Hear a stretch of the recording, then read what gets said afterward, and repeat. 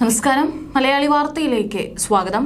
പ്രതിരോധ രഹസ്യങ്ങൾ പാകിസ്ഥാൻ രഹസ്യാന്വേഷണ ഏജൻസിക്ക് ചോർത്തി നൽകിയെന്ന കേസിൽ മലയാളികളടക്കം 3 പേരെ കൂടി ദേശീയ അന്വേഷണ ഏജൻസി അറസ്റ്റ് ചെയ്തത് ഇപ്പോൾ നിർണായക വിവരങ്ങളുടെ അടിസ്ഥാനത്തിലാണ്. കൊച്ചി കപ്പൽശാലയിലെ മുൻ ട്രെയിനി കടമക്കുടി സ്വദേശി PA അഭിലാഷാണ് പിടിയിലായ മലയാളി. കൊച്ചി നാവിക താവളത്തിലും കാർവാർ നാവിക വിമാനത്താവളത്തിലുമുള്ള ഇന്ത്യൻ പ്രതിരോധ സ്ഥാപനങ്ങളെക്കുറിച്ചുള്ള തന്ത്രപ്രധാനമായ വിവരങ്ങൾ പാകിസ്ഥാന് ചോർത്തി നൽകിയെന്നാണ് കേസ്. സാമൂഹിക മാധ്യമങ്ങളിലൂടെ പരിചയപ്പെട്ട പാക് ചാരവനിതയ്ക്ക് സുപ്രധാന വിവരങ്ങൾ കൈമാറി എന്നായിരുന്നു കേസ്. ഉത്തര കന്നഡ ജില്ലയിൽ നിന്ന് വേദൻ ലക്ഷ്മൺ ടണ്ടൽ, അക്ഷയ് രവി നായിക് എന്നിവരെയും NIA അറസ്റ്റ് ചെയ്തു. കേസിൽ ഇതുവരെ 8 പേർ അറസ്റ്റിലായിട്ടുണ്ട്. ഇപ്പോൾ അറസ്റ്റിലായ 3 പ്രതികളും കാർവാർ താവളത്തിന്റെ ചിത്രങ്ങളും നാവിക നീക്കങ്ങളുടെ വിശദാംശങ്ങളും പാകിസ്ഥാൻ ഏജൻസിക്ക് കൈമാറിയതാണ്. ഇതിന് പ്രതിഫലമായി പണം സ്വീകരിച്ചതായും കണ്ടെത്തിയിട്ടുണ്ട്. വിശാഖപട്ടണം കപ്പൽശാലയിലെ വിവരങ്ങൾ പാകിസ്ഥാന് ചോർത്തിയെന്ന കേസിൽ കഴിഞ്ഞ വർഷം അഭിലാഷിനെയും കൊച്ചി കപ്പൽശാലയിലെ വെൽഡർ കം ഫിറ്ററായ തിരുവനന്തപുരം അരിമാനൂർ സ്വദേശി അഭിഷേകിനെയും NIA കസ്റ്റഡിയിലെടുത്ത് ചോദ്യം ചെയ്തിരുന്നു. തെളിവ് ലഭിക്കാത്തതിനാൽ അഭിലാഷിനെ വിട്ടയച്ചെങ്കിലും നിരീക്ഷണം ശക്തമാക്കിയിരുന്നു. അതിനുശേഷമാണ് അറസ്റ്റ്. രഹസ്യ നാവിക പ്രതിരോധ വിവരങ്ങൾ ഉൾപ്പെടെ ചോർത്തിയ കേസിലാണ് നടപടി. സാമൂഹിക മാധ്യമങ്ങളിലൂടെയാണ് പാകിസ്ഥാൻ ഇന്റലിജൻസ് ഓപ്പറേറ്റീവുകളുമായി ഇവർ ബന്ധപ്പെട്ടതെന്നും NIA കണ്ടെത്തി. ഇന്ത്യൻ പ്രതിരോധ സ്ഥാപനങ്ങളെ സംബന്ധിച്ച് പൊതുവായും കാർവാർ കൊച്ചി നാവിക താവളങ്ങളെ കുറിച്ചുള്ള തന്ത്രപ്രധാന വിവരങ്ങളും ഇവർ പണത്തിനായി പങ്കുവച്ചതായും NIA പറഞ്ഞു.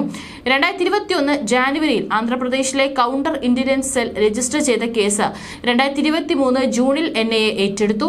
ഒളിവിൽ പോയ 2 പാകിസ്ഥാനികൾ ഉൾപ്പെടെ 5 പേർക്കെതിരെ കുറ്റപത്രം സമർപ്പിച്ചു.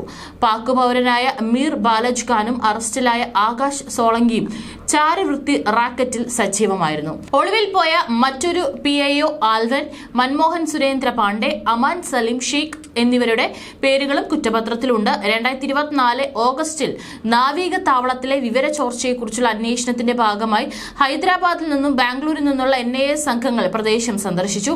അപ്പോഴാണ് കേസുമായുള്ള കാർവാർ ബന്ധം പുറത്തുവന്നത്. ഫേസ്ബുക്കിൽ നാവിക ഉദ്യോഗസ്ഥയായി ചമഞ്ഞെത്തിയ പാകിസ്ഥാൻ ഏജന്റ് പ്രതികളെ ഹണി ട്രാപ്പിൽ കുടുക്കിയതായി കണ്ടെത്തി. 2023 സ്ത്രീ സൗഹൃദം സ്ഥാപിച്ച് വിശ്വാസം നേടി. കാർവാർ നാവിക താവളത്തിലെ യുദ്ധക്കപ്പൽ നീക്കങ്ങൾ, പ്രവർത്തന വിശദാംശങ്ങൾ, സുരക്ഷാ പ്രോട്ടോകോളുകൾ എന്നിവയെക്കുറിച്ചുള്ള രഹസ്യ വിവരങ്ങൾ കൈമാറി. പകരമായി 8 മാസത്തേക്ക് പ്രതിമാസം 5000 രൂപ നൽകിയതായും കണ്ടെത്തി.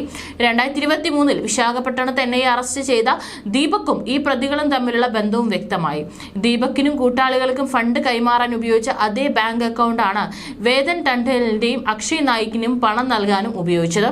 ദീപക്കും സംഘവും അറസ്റ്റിലായതോടെ കാർവാർ ആസ്ഥാനമായുള്ള പ്രതികൾക്കുള്ള പണം വരവ് നിലച്ചു. നേരത്തെ മറ്റൊരു കേസിൽ കൊച്ചി കപ്പൽശാലയിലെ ഇലക്ട്രോണിക് മെക്കാനിക്കായ കരാർ തൊഴിലാളി ശ്രീനിഷ് പൂക്കോടിനെ 2023 ഡിസംബറിൽ പോലീസ് അറസ്റ്റ് ചെയ്തിരുന്നു.